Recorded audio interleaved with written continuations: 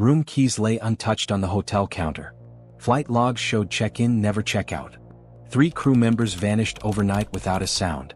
Security blamed a wrong turn, a late-night bar, and a secret affair. 19 years later, a housekeeper pulled a uniform from behind a wall panel. Dark red stains bloomed across the fabric.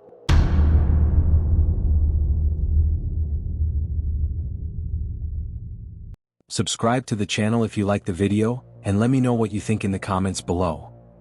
The layover wasn't supposed to be memorable. Flight 782 from Chicago to Sao Paulo landed late on a stormy March night. Crew fatigue forms were filed. Passengers cleared customs. The captain dismissed everyone with a reminder to meet in the lobby at 9 a.m. for shuttle pickup. 3 of them never made it. Lead flight attendant Rebecca Haynes, First Officer Mark Delgado, and Junior Attendant Lila Brooks checked into the Meridian Hotel at 12:47 a.m. Security footage showed them entering the elevator together, laughing, carrying takeout bags. No signs of tension. They were assigned adjoining rooms on the 8th floor. 812, 814, 816. Keycard records confirmed each door was opened once after check-in. None of them were used again. Housekeeping knocked at noon. No answer. Do not disturb signs still hung from every handle. By 3:30 p.m., hotel staff unlocked the doors. Rebecca's bed was made. Her suitcase sat unopened by the wall. Her phone lay charging on the nightstand, alarm still set for 7:15 a.m. Mark's room looked half lived in. A shower towel draped over a chair. A boarding pass folded on the desk. His wallet, watch, and passport were still inside his bag. Lila's room smelled faintly of perfume and coffee. A half-eaten muffin sat on a plate near the window. Her uniform blazer was missing. Hotel management called local police at 4:10 p.m. Investigators leaned toward an easy answer. A late-night outing. A private ride into the city. A missed flight and an embarrassing attempt to avoid consequences. Their phones last pinged off the same cell tower at 1:06 a.m., somewhere between the hotel and the waterfront. That detail fueled a new theory. A bar crawl gone wrong. Search teams canvassed nightclubs, taxi companies, rideshare logs, river patrols. Nothing surfaced. The airline issued a statement 2 days later calling it an unexplained absence. Families were told to prepare for the possibility of voluntary disappearance. Rebecca's mother refused that word. Mark's wife demanded answers. Lila's younger brother plastered the airport with flyers. 2 weeks passed. A dock worker reported seeing a woman in an airline uniform arguing with 2 men near Pier 14. He couldn't remember her face. He couldn't describe the men. He wasn't sure about the date. The lead detective dismissed it as a misidentified tourist. 3 months later, the case slid into a cold file cabinet. Years passed. The Meridian Hotel changed owners. The 8th floor was renovated. Walls were stripped. New panels installed. Carpets replaced. 19 years after the layover, a housekeeper cleaning a newly vacated room noticed a loose section of wall behind the closet. When she pried it open, a bundle of blue fabric tumbled out. An airline uniform. The name tag still read, Haynes. Dark stains soaked through the sleeve and collar. And stitched into the lining, barely visible, was a hotel room keycard from 2004. Police sealed off room 814 within the hour. Forensics lifted the uniform with gloved hands. The fabric was brittle, stiff where the stains had dried. Lab tests confirmed what everyone already feared. Human blood. Type O negative. Rebecca Haynes' blood. The keycard stitched into the lining still worked. It opened a maintenance door at the far end of the 8th floor hallway.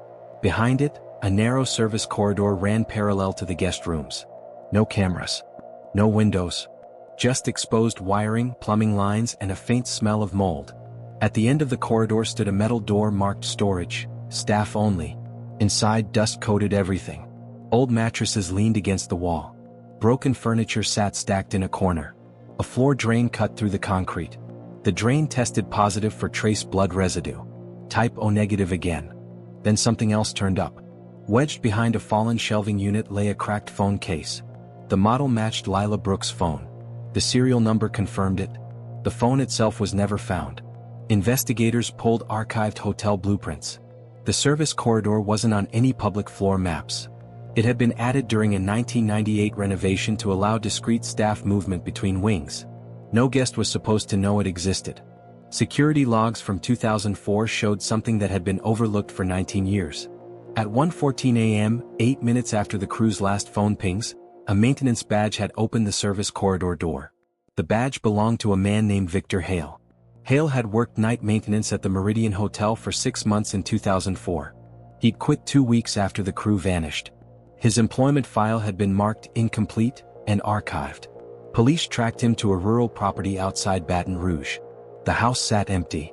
Dust layered every surface. Mail piled at the door dated 5 years back. No sign of a struggle. No sign of a hurried exit. In a shed behind the house, officers found a plastic storage bin. Inside, 3 airline-issued blankets, 2 crew lanyards, a pair of cuffed hand restraints. DNA tests came back partial but consistent. Rebecca Haynes, Mark Delgado, Lila Brooks. A neighbor reported that Hale used to burn trash late at night. He said Hale had dug a deep pit behind the shed years earlier, then filled it back in with gravel. Cadaver dogs alerted immediately. Excavation uncovered bone fragments, teeth, a wristwatch face warped by heat. Dental records confirmed Mark Delgado. The time of death estimate placed his death within 48 hours of the disappearance. That contradicted something else. Rebecca's blood on the uniform had dried in layers. Old stains. Newer stains. Years apart. Someone had handled that uniform long after 2004. Authorities issued a nationwide alert for Victor Hale. Then a call came in from a small motel in El Paso.